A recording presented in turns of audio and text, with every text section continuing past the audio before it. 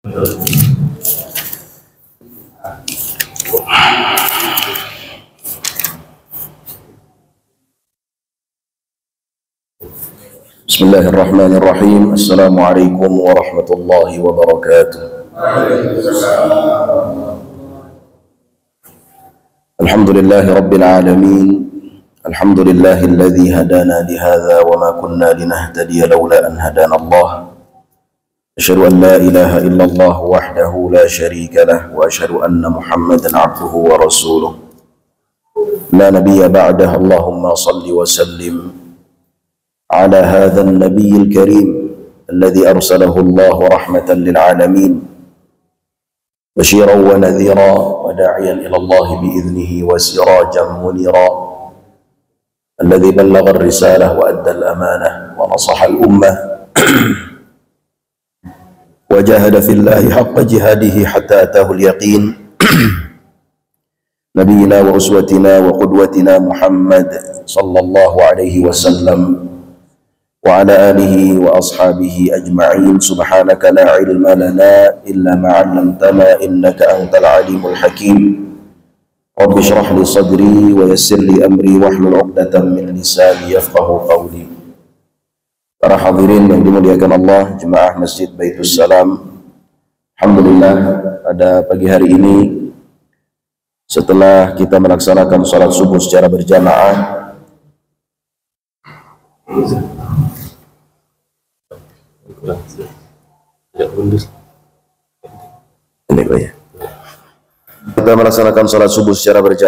kita dapat kembali bertatap muka untuk melanjutkan kajian kita, kajian sirah nabawiyah, dan pagi hari ini kita akan masuk kepada tema perjanjian Hudaybiyah, yang dimana pada pertemuan terakhir di bulan yang lalu kita sudah menceritakan bagaimana Rasulullah Sallallahu Alaihi Wasallam bermimpi bahwa beliau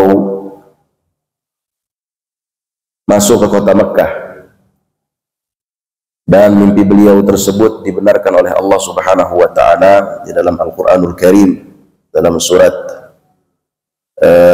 Al-Fatah ayat ke-27. Allah Subhanahu wa taala berfirman, laqad sadaqallahu rasulahu ar-ru'ya bil haqq la tadkhulunna al-masjidal harama insyaallahu aminina muhalliqina ru'usakum wa muqassirina la takhafun fa'alima ma lam ta'lamu faja'ala min duni dzalika fathan qariba. Hadirin yang dimuliakan Allah, maka Rasulullah sallallahu alaihi wasallam mengumpulkan para sahabatnya untuk berangkat ke kota Makkah. Singkat cerita, perjalanan mereka tidak semulus yang diharapkan, karena tentunya mendapatkan pertentangan dari orang-orang kafir Quraisy. Orang-orang kafir Quraisy tidak akan menerima Rasulullah Sallallahu Alaihi Wasallam dan para sahabatnya untuk bisa masuk ke kota Makkah. Walaupun orang-orang Quraisy ini dikenal sebagai orang-orang yang tidak akan pernah menolak siapapun yang akan masuk ke kota Makkah dengan tujuan untuk beribadah, dengan tujuan untuk umrah atau untuk haji. Dan memang orang-orang Quraisy ini mereka dikenal sejak lama sebagai penjamu duyufur Rahman, para tamu-tamu Allah Subhanahu wa taala. Bagaimana yang kita kisahkan pada pertemuan-pertemuan sebelumnya, bahwa memang orang-orang jahiliyah mereka juga melaksanakan umrah, juga melaksanakan haji. Karena itu diantara ajaran Nabi Ibrahim alaihi salam yang masih sampai kepada mereka orang-orang jahiliyah. Hanya saja dalam prakteknya tentu terjadi banyak penyimpangan-penyimpangan. Tapi intinya bahwa orang-orang Quraisy ini, mereka hadirin yang dimuliakan Allah, adalah sejatinya orang-orang yang tidak akan pernah menolak siapapun yang ingin masuk ke kota Mekkah. Ya, karena Mekkah adalah kota yang dianggap sakral, kota suci, kota tempat mereka beribadah kepada Allah Subhanahu wa taala. Dari sisi yang lain, ya, dari sisi ekonomi, ya, karena Mekkah ini penduduknya adalah para pedagang, Pak. Berbeda dengan penduduk Madinah yang mereka adalah para petani. Kalau mereka Mekah para pedagang, sehingga orang-orang yang datang untuk haji dan umrah itu tentu tujuannya bukan hanya sekedar ibadah, tapi mereka juga membawa keuntungan ekonomi. Kalau kita lihat sekarang, di zaman sekarang ya, sampai zaman sekarang, dari zaman dulu sampai zaman sekarang, Pak, saya rasa tidak ada penduduk Mekah yang miskin ya. Kalau kita datang ke Mekah lalu kita lihat orang yang minta-minta itu biasanya bukan penduduk asli Mekah. Ya, pendatang dari negara-negara Afrika yang mereka menyeberangi Laut Merah dan akhirnya ya minta-minta di sana. Tapi kalau penduduk Mekah aslinya dari dulu sampai sekarang ya mereka kaya-kaya. Apalagi kalau sudah punya hotel, punya catering, ya, punya restoran atau punya toko-toko yang disewakan, mereka tidak butuh bekerja banyak, tapi sudah bisa menghasilkan uang yang banyak. Hadirin yang dimuliakan Allah, namun karena dendam ya, orang-orang Quraisy terhadap Rasulullah Sallallahu Alaihi Wasallam, wabil khusus karena sebelumnya terjadi peperangan-peperangan yang sudah kita ceritakan juga dari mulai perang Badar, lalu perang Uhud, lalu perang Khandaq, maka mereka akhirnya melarang Rasulullah Sallallahu Alaihi Wasallam dan para sahabatnya yang kurang lebih jumlahnya pada saat itu 1.500 orang ya untuk masuk ke kota Mekah. Mereka tahan ya. Rasulullah Sallallahu Alaihi Wasallam agar tidak masuk kota Mekah. Tentunya sikap yang mereka ambil ini bukan sikap yang mudah. Mengapa bukan sikap yang mudah? Karena mereka akan mempertaruhkan nama baik mereka sendiri, nama baik orang-orang Quraisy.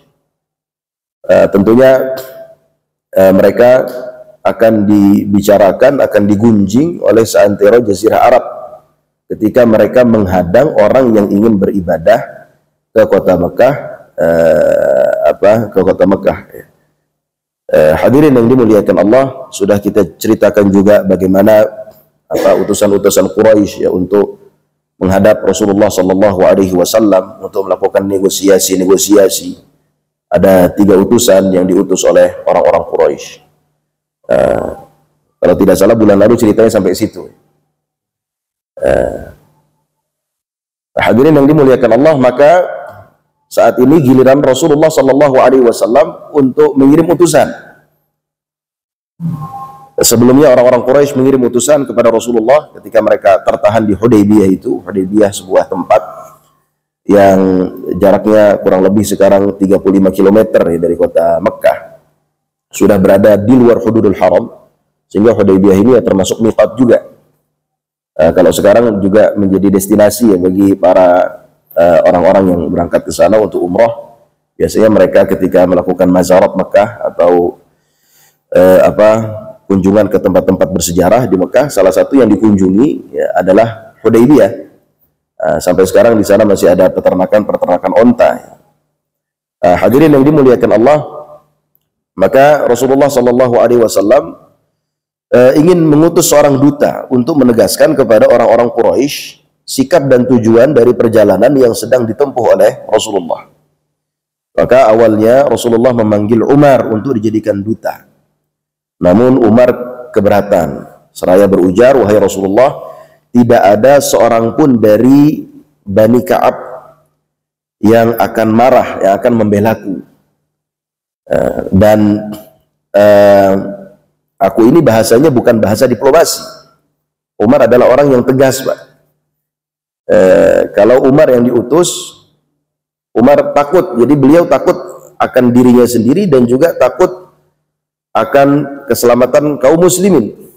Gitu ya. Kalau Umar diutus, takutnya terjadi hal-hal yang tidak diinginkan, sehingga Umar melakukan tindakan yang tegas, malah justru terjadi hal-hal yang tidak diinginkan. Hal-hal yang tidak diinginkan maksudnya terjadi peperangan. Karena Rasulullah Sallallahu Alaihi Wasallam dan para sahabatnya datang ke kota Mekah asalnya tidak ingin berperang, dan memang tidak ingin berperang, dan mereka juga tidak membawa senjata perang, hanya membawa senjata yang biasa dibawa oleh para musafir. Hadirin yang dimuliakan Allah, jadi Umar menolak ya, tugas Rasulullah Sallallahu Alaihi Wasallam. Maka diutuslah Utsman bin Affan radhiyallahu taala anhu untuk masuk ke kota Mekah. Lalu Nabi SAW berkata kepada Uthman, sampaikan kepada mereka, kedatangan kami bukan untuk berperang, melainkan untuk berumrah dan juga untuk mengajak mereka masuk Islam. Dan Nabi SAW juga memerintahkannya agar menemui beberapa orang yang beriman yang ada di kota Mekah. Jadi Uthman ini, hadirin yang dimuliakan Allah, ketika nantinya masuk ke kota Mekah, Uthman ini sempat ditahan oleh para pembesar-pembesar Mekah. Namun karena Uthman masih memiliki banyak pendukung dari keluarga beliau, dari kabilah beliau, kita tahu hadirin yang dimuliakan Allah bahwa Rasulullah, Abu Bakar, Umar, Uthman, Ali, semua adalah orang-orang Quraisy. Jadi mereka memang aslinya penduduk Mekah dan masih banyak memiliki keluarga, ya, kerabat, ya, baik sepupu, paman-paman dan sepupu-sepupu jauh yang masih tinggal di kota Mekah dan belum beriman kepada Allah Subhanahu wa taala dan kepada Rasulullah sallallahu alaihi wasallam. Maka Uthman ketika masuk ke kota Mekah pada awalnya itu ditahan oleh pembesar Mekah. Namun Uthman bersabar Pak untuk menahan diri gitu ya. Ini beda cerita kalau mungkin Umar yang akhirnya jadi diutus ya, dan Umar akhirnya ditahan, mungkin sikap Umar berbeda dengan Uthman. Uthman bersabar untuk menahan diri sehingga beliau dibela oleh keluarga beliau dan beliau dikeluarkan.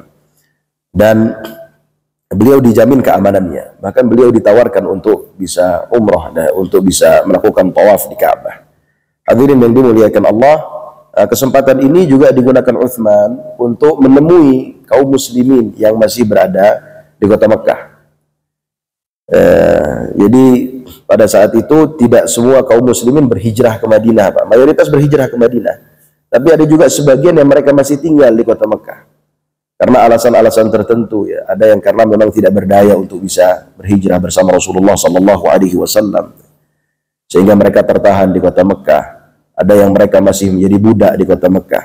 Dan inilah yang ditemui oleh Uthman bin Affan radhiyallahu taala anhu. Begitu juga para wanita-wanita yang ada di kota Mekah yang beriman kepada Allah dan Rasulnya ya, ditemui oleh Uthman bin Affan. Tujuannya apa? Tujuannya agar mereka diberi kabar gembira bahwa kemenangan itu sudah dekat. Bahwa kemenangan sudah dekat. Apa dasar Rasulullah SAW memberi kabar gembira ini? Karena hadirin yang dimuliakan Allah, ya, mimpi Rasulullah SAW tadi, laqad sadaqallahu rasulahu ar-ru'ya bil haqq la tadkhulunnal masjidal harama insyaallahu amini. Kalian akan masuk ke al-masjidil haram insyaallah dalam keadaan aman. Jadi ini yang menjadi dasar bahwa memang kemenangan sudah dekat dan memang terbukti ya.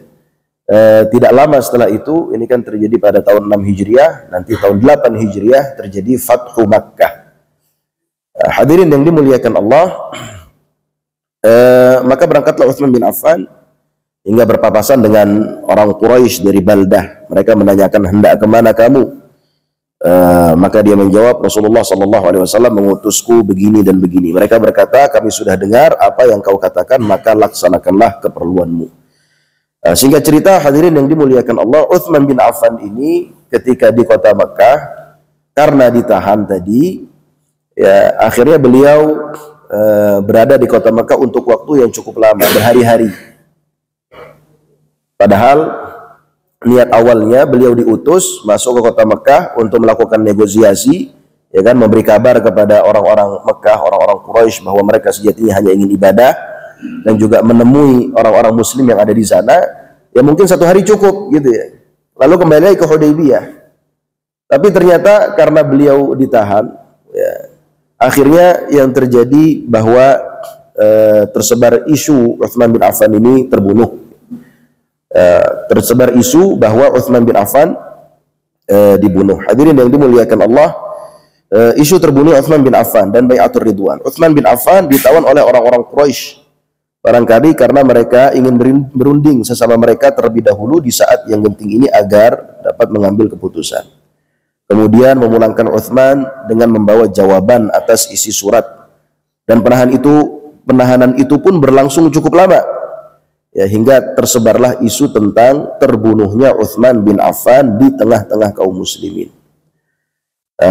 Ketika berita itu sampai kepada Nabi Shallallahu Alaihi Wasallam, beliau berkata, kita tidak akan beranjak dari sini sebelum memerangi mereka.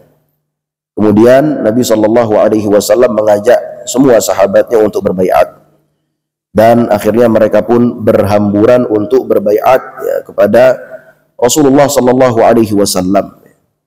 Jadi hadirin yang dimuliakan Allah, ini kan keadaan yang sangat genting, ya. Keadaan yang sangat genting.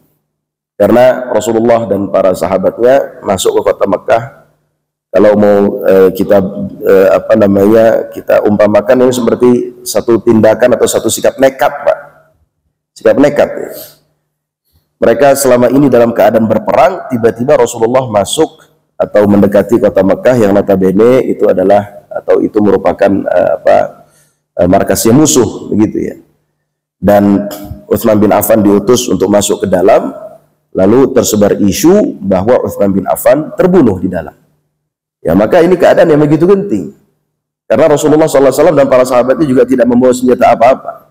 Dan mereka tidak tahu apa yang akan terjadi setelah itu. Ya, bisa saja yang terjadi setelah itu orang-orang Quraisy keluar dengan segala atau segenap kekuatannya, segenap pasukannya untuk menyerang kaum muslimin. Kan bisa saja. Di tengah-tengah keadaan yang tidak jelas seperti itu, maka Rasulullah Shallallahu Alaihi Wasallam mengumpulkan para sahabatnya untuk mereka berbaiat kepada Rasulullah Shallallahu Alaihi Wasallam, berbaiat akan setia kepada Rasulullah Shallallahu Alaihi Wasallam, tidak meninggalkan Rasulullah Shallallahu Alaihi Wasallam dalam keadaan apapun. Dan baiat ini diabadikan oleh Allah Subhanahu Wa Taala di dalam Al-Quranul Karim, ya, di dalam surat Al-Fatih ayat ke-18, yang artinya sesungguhnya Allah Subhanahu Wa Taala telah ridha terhadap orang-orang mukmin ketika mereka berjanji setia kepadamu di bawah pohon. Maka Allah Subhanahu Wa Taala mengetahui apa yang ada di dalam hati mereka. Lalu Allah menurunkan ketenangan atas mereka dan memberi balasan kepada mereka dengan kemenangan yang dekat, yaitu Fathu Makkah. Hadirin yang dimuliakan Allah, setelah baiat ini atau ketika baiat ini, tiba-tiba Utsman bin Affan muncul. Tiba-tiba Utsman bin Affan muncul. Maka Rasulullah Shallallahu Alaihi Wasallam sekaligus membaiat Utsman bin Affan radhiyallahu taala anhu. Hadirin yang dimuliakan Allah, setelah itu Quraisy mengetahui bahwa keadaan makin genting.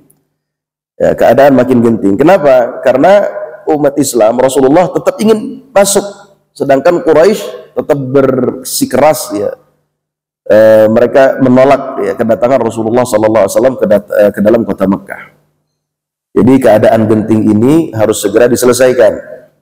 Kalau tidak segera diselesaikan, maka akan berlarut-larut, takutnya terjadi peperangan.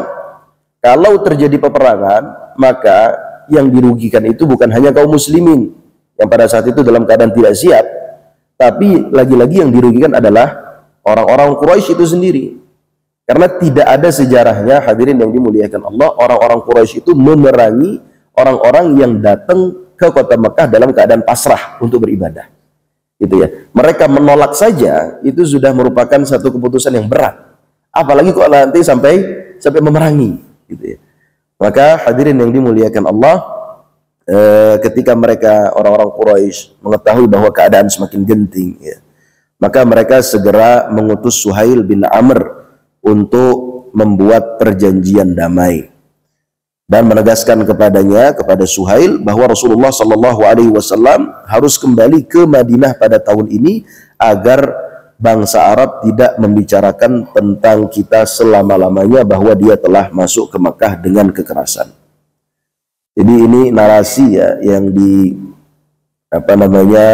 dibawakan oleh orang-orang Quraisy.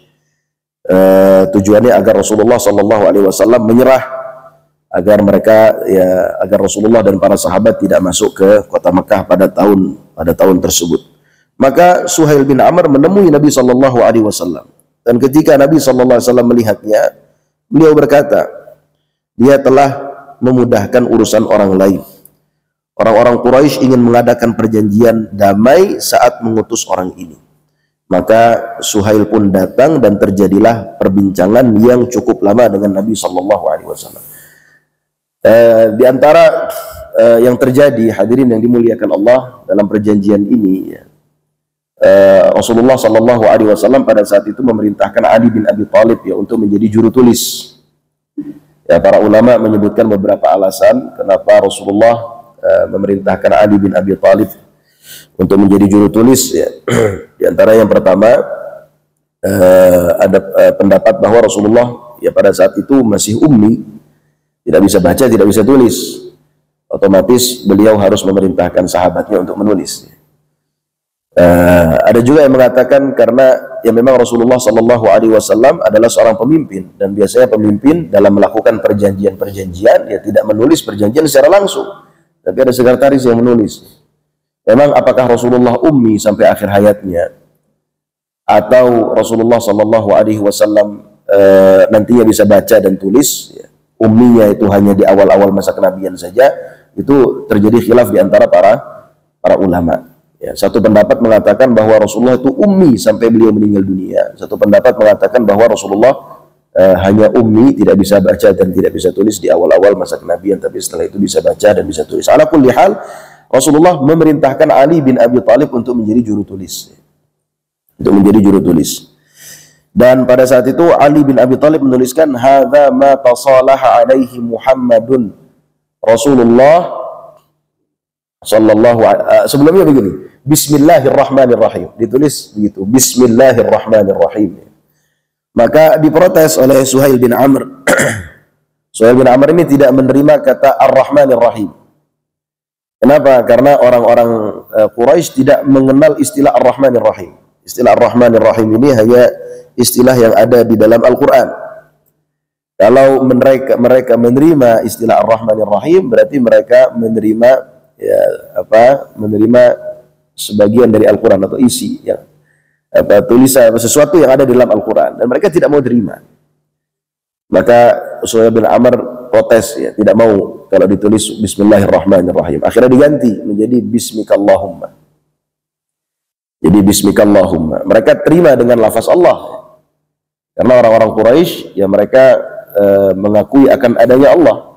Sebagaimana yang disebutkan di dalam Al-Quran ya. Jika engkau bertanya kepada mereka siapa yang menciptakan langit dan bumi, mereka akan menjawab Allah. Gitu ya. Dan mereka ya mengakui akan adanya Allah Subhanahu wa taala, hanya saja mereka menyembah selain berdoa kepada Allah, mereka juga berdoa kepada selain Allah Subhanahu wa taala. Mereka menyekutukan Allah selain mereka berdoa kepada Allah, atau mereka mengakui akan adanya Allah, tapi mereka juga menyembah Tuhan-Tuhan atau berhala-berhala selain Allah Subhanahu wa taala. Itu namanya syirik, Pak. Ini namanya syirik, itu kan dia percaya akan adanya Allah tapi dia menyekutukan Allah dengan Tuhan-Tuhan yang lain. Dan orang-orang Quraisy pada saat itu adalah orang-orang musyrik. Makanya kalau kita baca dalam sejarah, hadirin yang dimuliakan Allah, terkadang pada momen-momen krusial orang-orang Quraisy juga langsung berdoa kepada Allah, gitu ya, tidak melalui perantara. Jadi kebiasaan orang-orang Quraisy, orang-orang Arab, bukan hanya Quraisy, kalau mereka menghadapi satu permasalahan yang biasa-biasa saja, mereka akan berdoa kepada Lata, Uzza, Manah, Hubal, dan juga patung-patung mereka yang lain. Tapi ketika mereka punya hajat yang besar, mereka langsung berdoa kepada Allah. Seperti Abu Jahal ketika perang Badar yang satu hari sebelum perang Badar, Abu Jahal berdoa, Allahumma, ya Allah artinya kan, ayyuna aqta'u lirrahim wa ja'a bima lam na'rif fa ahlikhul ghadah. Ya Allah, mana di antara kita, maksudnya mana di antara aku dan Muhammad yang telah memutus tali silaturahim dan juga telah mendatangkan hal-hal yang tidak kita kenal sebelumnya dan tidak dikenal oleh nenek moyang kami sebelumnya, maka hancurkanlah ia besok hari. Gitu ya. Maka Allah ijabah doa Abu Jahal yang mati ketika perang Badar. Artinya mahallu syahidnya bahwa Abu Jahal berdoa langsung kepada Allah Subhanahu wa taala. Jadi mereka terima lafaz Allah, tapi lafaz Ar-Rahmanir Rahim tidak mereka terima. Karena mereka kenal dengan kata Allah, tapi mereka tidak kenal dan tidak mau mengakui dengan kata Ar-Rahmanir Rahim. Ya sudah, itu dikabulkan.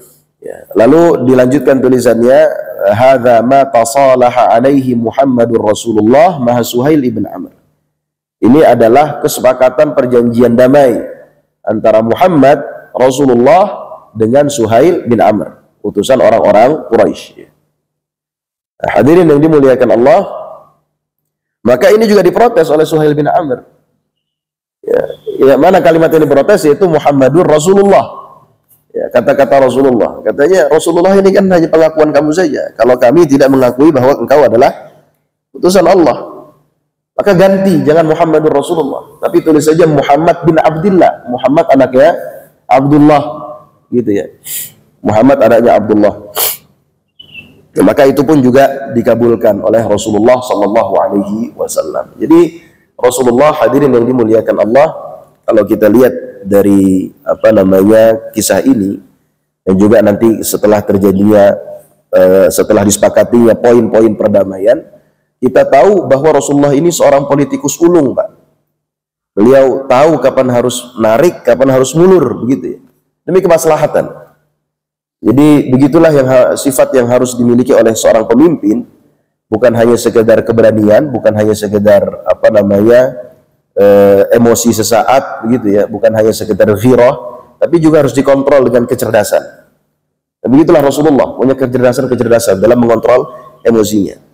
Walaupun sebagian sahabat yang menyaksikan kejadian tersebut ya menunjukkan ketidaksukaan dan ketidaksetujuan, karena mereka menganggap bahwa kok umat Islam kita yang mereka sedang punya ghirah keislaman yang luar biasa, mereka merasa izzah ini harus dijaga, itu ya, merasa tercoreng izzahnya ketika Rasulullah menerima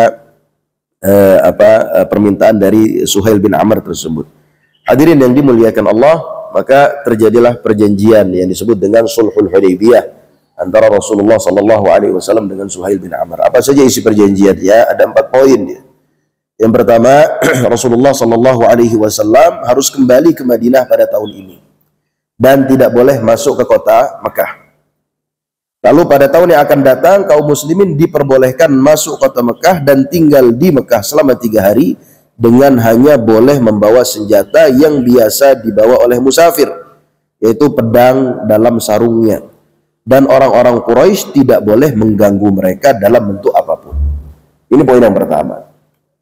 Jadi poin ini, hadirin yang dimuliakan Allah, justru kalau kita lihat merupakan kemajuan. Rasulullah ini kan berangkat umroh, coba-coba, Pak. Tanda kutip nekat, gitu ya. Kalau tidak dicoba, itu kan nggak tahu akan berhasil atau tidak. Nah, ternyata percobaan beliau atau nekatnya beliau ini membuahkan keberhasilan. Walaupun keberhasilannya bukan langsung tahun itu juga, ya kan? Tapi tahun yang akan datang. Tapi sudah ditulis dalam perjanjian bahwa mereka boleh kembali ke Mekah tahun depan, boleh menetap di sana selama 3 hari untuk melaksanakan umroh, ya kan? Dan orang-orang Quraisy tidak boleh mengganggu mereka. Ini kan kemajuan, Pak. Ya, kemajuan. Lalu perjanjian yang kedua isinya genjatan senjata selama 10 tahun antara kedua belah pihak. Semua orang merasa aman dan saling menahan diri. Ya. Ini juga merupakan kemajuan yang sangat luar biasa. Ya, ketika terjadi genjatan senjata, dan waktunya tidak singkat, ya, lama, 10 tahun. Ini mendatangkan keuntungan bagi dua belah pihak, bagi pihak Rasulullah dan para sahabat, ya, dan juga bagi orang-orang Quraisy. Keuntungan bagi Rasulullah dan para sahabat adalah bahwa mereka berarti selama 10 tahun ke depan bebas melakukan dakwah tanpa diganggu lagi oleh orang-orang Quraisy. Ya, maka nanti kita akan bahas bagaimana kesempatan 10 tahun itu digunakan oleh Rasulullah untuk melakukan ekspansi dakwah yang luar biasa. Bukan hanya dakwah internal di Jazirah Arab saja, ya kan? Tapi beliau mengirim para sahabat, delegasi untuk membawa surat mengajak para raja-raja yang berkuasa pada saat itu, ya, untuk masuk Islam. Ya, walaupun tidak semuanya menerima, ya, mungkin yang menerima hanya satu saja, Raja Najasyi yang akhirnya masuk Islam. Yang lainnya tidak masuk Islam, tapi ya paling tidak eksistensi umat Islam itu sudah semakin diakui, ya, oleh orang-orang Quraisy sendiri maupun oleh dunia internasional. Jadi ini merupakan satu kemajuan yang sangat luar biasa, di mana sebelumnya mereka dianggap satu kelompok kecil di kota Madinah yang pengikutnya mungkin baru hanya 3.000, 4.000, 5.000 orang, yang sangat mudah bagi mereka, ya, bagi orang-orang Quraisy sangat mudah untuk diganggu, diserang, diganggu, ya. Sehingga kesepakatan genjatan senjata selama 10 tahun ini merupakan kemajuan bagi umat Islam. Keuntungannya bagi orang-orang Quraisy bahwa mereka bisa kembali berdagang ke Syam. Ya, karena semenjak Rasulullah berhijrah ke Madinah, mereka tidak bisa lagi berdagang ke Syam, tertahan ketika ingin berdagang ke Syam, karena Mekah ke Madinah, Mekah ke Syam pasti melewati kota Madinah. Dan kalau mereka melewati kota Madinah pasti terjadi peperangan, ya, dan tidak mudah keadaan mereka. Hadirin yang dimuliakan Allah, juga keuntungan bagi kedua belah pihak adalah bahwa mereka bisa beristirahat. Karena selama ini mereka berperang, Pak.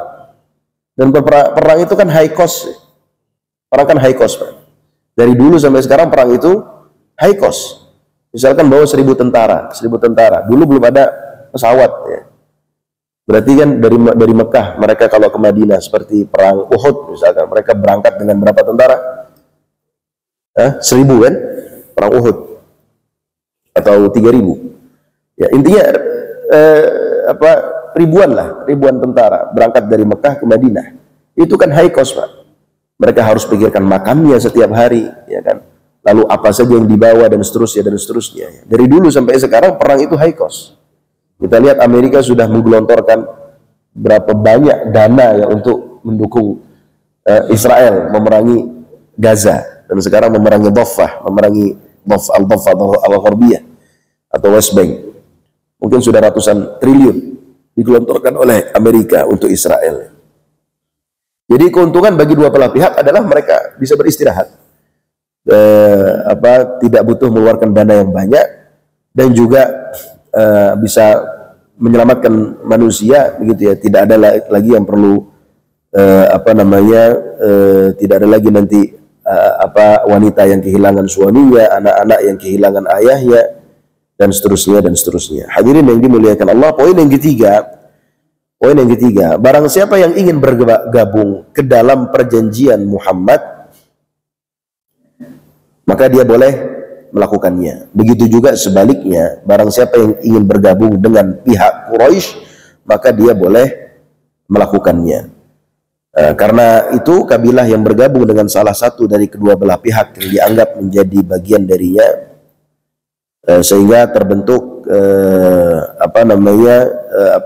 satu sekutu, begitu ya. Maksudnya bahwa kabilah lain di luar orang-orang Quraisy ketika ingin bersekutu dengan orang-orang Quraisy, maka mereka dipersilahkan. Ketika ada kabilah yang ingin bersekutu dengan Rasulullah juga dipersilahkan, dan mereka dihitung sebagai orang-orang yang ikut dalam perjanjian tersebut, ya. Sehingga mereka tidak boleh saling menyerang. Ya, jadi yang tidak boleh saling menyerang, yang harus melakukan gencatan senjata bukan hanya pasukan kaum muslimin dengan orang-orang Quraisy saja, tapi siapapun yang bersekutu, kabilah yang bersekutu dengan orang Quraisy, maka kabilah tersebut tidak boleh menyerang kaum muslimin, dan kabilah tersebut tidak boleh diserang. Ya, kabilah manapun yang bersekutu dengan kaum muslimin, maka dia tidak boleh menyerang orang Quraisy atau tidak boleh menyerang kabilah yang bersekutu dengan Quraisy. Begitu juga mereka tidak boleh diserang. Maka Bani Bakar, pada satu kabilah Bani Bakar bersekutu dengan orang-orang Quraisy, dan Bani Khuza'ah bersekutu dengan orang-orang Madinah, bersekutu dengan Rasulullah Sallallahu Alaihi Wasallam. Walaupun nanti terjadi pelanggaran, begitu ya, dari Bani Bakar, dari kabilah yang bersekutu dengan orang-orang Quraisy, yang ternyata diteliti lebih lanjut, di belakangnya itu juga didukung oleh orang-orang Quraisy. Ya, mereka menyerang Bani Khuza'ah, sehingga itu menjadi cikal bakal Fathu Makkah nanti pada tahun 8 Hijriah. Hadirin yang dimuliakan Allah, lalu perjanjian yang keempat, siapa saja yang mendatangi Muhammad dari pihak Quraisy, ya, tanpa seizin dari walinya, maksudnya melarikan diri, maka dia harus dikembalikan kemana? Ke kota Makkah, harus diekstradisi. Dan sebaliknya, jika yang datang kepada mereka, kepada orang-orang Quraisy berasal dari pihak Muhammad, maka ia tidak wajib dikembalikan ke kota Madinah, tidak diwajib dikembalikan kepada Rasulullah Sallallahu Alaihi Wasallam. Nah, hadirin yang dimuliakan Allah, ini perjanjian yang secara kasat mata tentu memberatkan kaum muslimin. Kalau ada pihak Quraisy kabur ke Madinah tanpa seizin walinya, maka pihak Madinah wajib mengembalikan. Gitu ya. Tapi sebaliknya, kalau ada orang Madinah yang kabur ke kota Mekah, maka pihak Mekah tidak wajib mengembalikan. Ini satu poin yang sangat memberatkan. Bahkan sebagian sahabat pada saat itu dalam sebagian riwayat disebutkan sampai terlontar kata-kata yang memprotes Rasulullah sallallahu alaihi wasallam. Gitu ya. Sampai ada ungkapan, "Kamu ini nabi atau bukan?" Gitu ya. Tapi Rasulullah sallallahu alaihi wasallam sekali lagi beliau adalah memang seorang manusia, seorang utusan Allah yang Allah beri ya keunggulan ya. Yang Allah beri ketajaman pemikiran. Jadi Rasulullah melihatnya dari perspektif yang lebih jauh, Pak. Bukan dari sekedar emosi sesaat. Ya, kalau kita telaah lebih jauh lagi, ternyata perjanjian ini justru menguntungkan kaum muslimin nantinya. Gitu ya. Ternyata perjanjian ini justru menguntungkan kaum muslimin. Kenapa menguntungkan kaum muslimin? Karena ketika orang Mekah dilarang ke Madinah, berarti Madinah aman dari mata-mata. Ya kan? Ketika ada orang Mekah kabur ke Madinah harus dikembalikan ke Mekah, berarti Madinah aman dari mata-mata. Gitu ya. Dan ketika umat Islam yang kabur ke kota Mekah tidak wajib dikembalikan, berarti umat Islam bisa mengirim mata-mata. Ya. Bisa saja seorang sahabat nanti diutus oleh Rasulullah pura-pura memberontak, gitu ya, untuk bisa masuk ke kota Mekah, ternyata dia adalah mata-mata Rasulullah SAW. Ya kan, sedangkan mereka yang kalau misalkan ingin berpura-pura dikirim ke Madinah ya, dari Mekah dikirim ke Madinah, harus dipulangkan, berarti kan Madinah bersih dari mata-mata. Itu yang pertama. Yang kedua bahwa kalau memang ada penduduk Madinah yang memang melarikan diri, kabur dalam artian berkhianat, ya kan, ya sudah, dia pergi saja, tidak butuh dikembalikan. Ya kan? Artinya ini menjadi keuntungan justru bagi pihak kaum muslimin. Dan nantinya hadirin yang dimuliakan Allah, dalam perjanjian tersebut kalau penduduk Mekah yang melarikan diri dari Mekah tapi bukan ke kota Madinah, ke kota lain, maka itu bukan tanggung jawab kaum muslimin. Tidak ada kewajiban bagi kaum muslimin untuk mengembalikannya, toh mereka kaburnya ke negeri yang lain. Hadirin yang dimuliakan Allah, dan nanti ternyata keuntungan ini baru terasa di kisah-kisah setelah terjadinya perjanjian Hudaybiyah ini, sehingga nanti mereka orang-orang Quraisy sendiri yang membatalkan poin perjanjian ini. Gitu ya. Nanti insya Allah di pertemuan selanjutnya saya akan ceritakan bagaimana akhirnya orang-orang Quraisy membatalkan poin perjanjian nomor 4 ini. Karena ternyata itu poin yang secara kasat mata tadi menguntungkan mereka, tapi justru sebaliknya menguntungkan pihak kaum muslimin. Hadirin yang dimuliakan Allah, ketika poin perjanjian tersebut ya disepakati atau baru disepakati, maka ada seseorang yang bernama Abu Jandal ya. Abu Jandal ini anaknya Suhail bin Amr. Dia beriman kepada Allah dan Rasulnya. Lalu dia meminta agar dia dibawa oleh Rasulullah ke kota Madinah. Tapi ayahnya Suhail bin Amr yang melakukan negosiasi dengan Rasulullah, yang menolak. Gitu ya. Kenapa? Karena sudah terjadi perjanjian. Jadi Abu Jandal ingin ikut bersama Rasulullah, harus dikembalikan. Maka Rasulullah mengembalikan Abu Jandal ke Suhail bin Amr. Ya. Walaupun Rasulullah sempat negosiasi. Karena ini perjanjian baru saja disepakati atau mungkin masih dalam tahap negosiasi, ya kan, belum disahkan secara resmi, maka izinkan Abu Jandal untuk ikut bersama kami ke Madinah. Tapi Suhail bin Amr pada saat itu tidak terima dan mengancam, kalau kamu bawa Abu Jandal, maka negosiasi ini atau perjanjian ini kita batalkan ya. Akhirnya Rasulullah harus merelakan Abu Jandal dibawa kembali oleh ayahnya, bahkan dipukuli pada saat itu. Dan Rasulullah SAW menyabarkan Abu Jandal, ya, menyabarkan Abu Jandal dan meneguhkan Abu Jandal dan meyakinkan Abu Jandal bahwa kemenangan sebentar lagi akan datang. Ya. Umar bin Khattab ya, mengikuti Abu Jandal pada saat itu ketika dikembalikan dan menitipkan pedang ya, kepada Abu Jandal dengan harapan Abu Jandal berani untuk ya, membunuh Suhail bin Amr. Tapi ternyata Abu Jandal tidak sampai hati jika harus membunuh ayahnya sendiri. Hadirin yang dimuliakan Allah, maka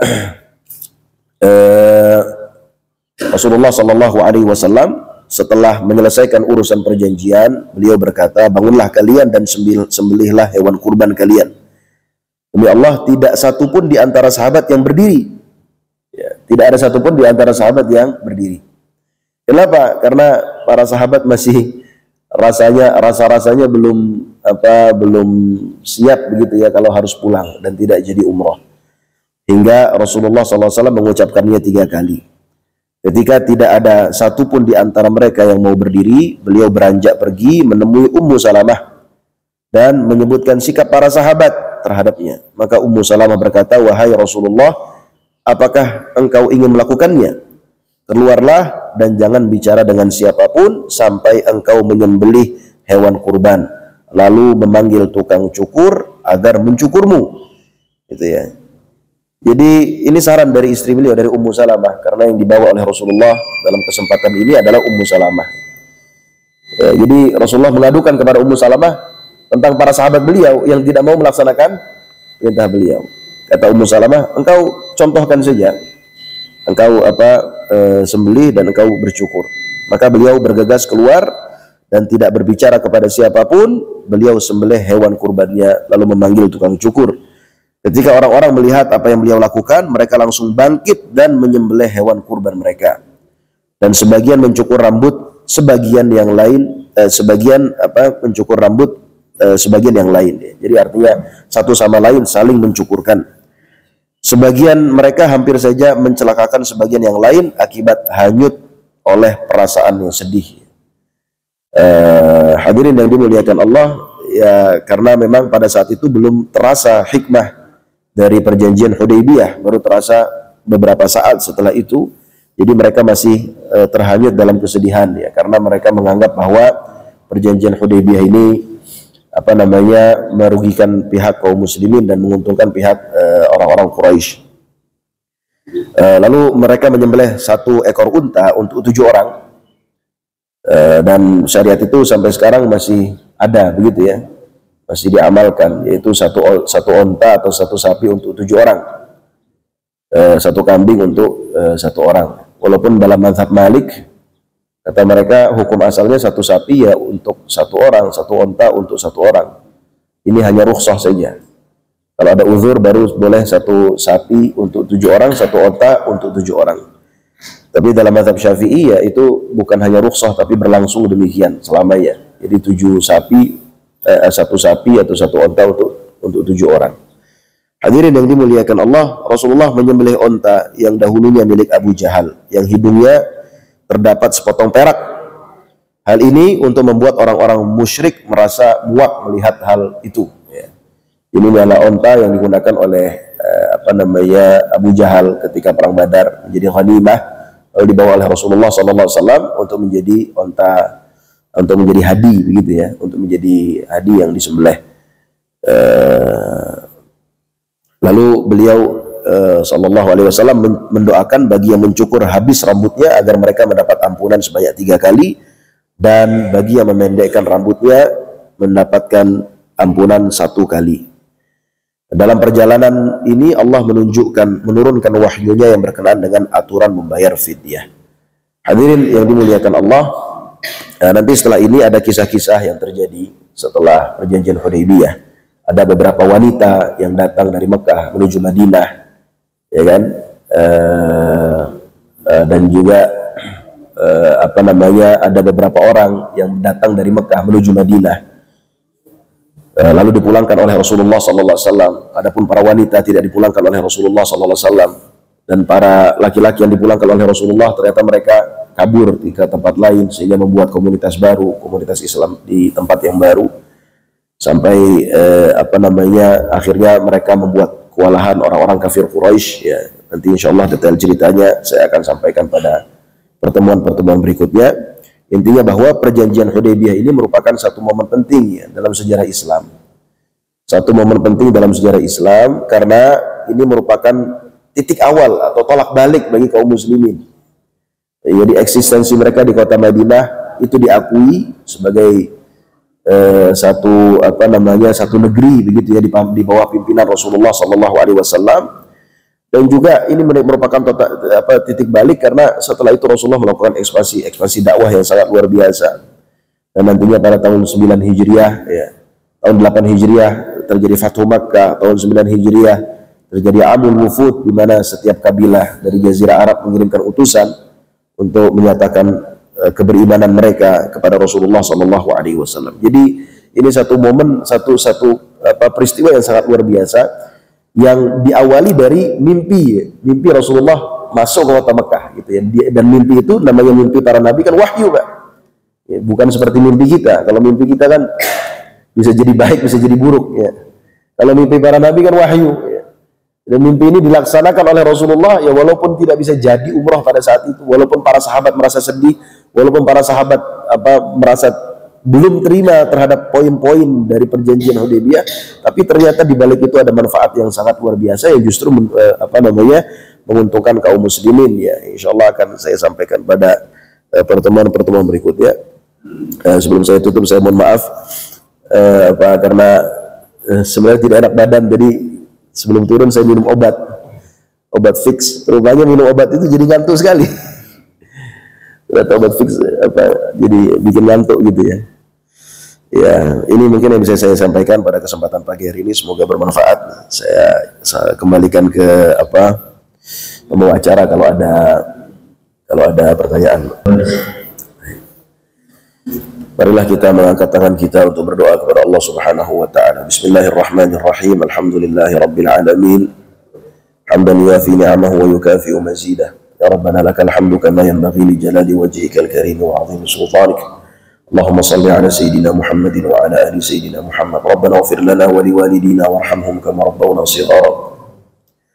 اللهم حبب إلينا الإيمان وزينه في قلوبنا وكره إلينا الكفر والفسوق والعصيان واجعلنا من الراشدين. اللهم إنا نسألك إيمانا لا يبيد ونعيما لا ينفد وقرة عين لا تنقطع ومرافقة النبي محمد صلى الله عليه وسلم في أعلى جنة الخلد برحمتك يا أرحم الراحمين. اللهم آت نفوسنا تقواها وزكها أنت خير من زكاها أنت وليها ومولاها. ربنا هب لنا من أزواجنا وذرياتنا قرة أعين واجعلنا للمتقين إماما. رب اجعلني مقيم الصلاة ومن ذريتي ربنا وتقبل دعاء. اللهم أعز الإسلام والمسلمين وأذل الشرك والمشركين ودمر أعداءك أعداء الدين. اللهم انصر إخواننا المسلمين في فلسطين. اللهم انصر إخواننا المسلمين في غزة. اللهم انصر إخواننا المسلمين في الضفة. اللهم انصر إخواننا المسلمين في كل زمان وفي كل مكان. اللهم أهلك اليهود الغاصبين. اللهم أهلك اليهود الغاصبين الذين بغوا واعتدوا على عبادك الصالحين. اللهم أحصهم عددا واقتلهم بددا ولا تغادر منهم أحدا بقوتك يا قوي يا متين. اللهم اجعل بلدتنا هذه إندونيسيا بلدة آمنة مطمئنة مباركة مستقرة تأتيها رزقها رغدا من كل مكان. اللهم وفق ولاة أمورنا لما تحبه وترضى. اللهم لا تسلط علينا من لا يرحمنا ولا يخافك فينا. ربنا آتنا في الدنيا حسنة وفي الآخرة حسنة وقنا عذاب النار. وصلى الله على سيدنا محمد وعلى آله وصحبه وسلم. سبحان ربك رب العزة عما يصفون وسلام على المرسلين والحمد لله رب العالمين.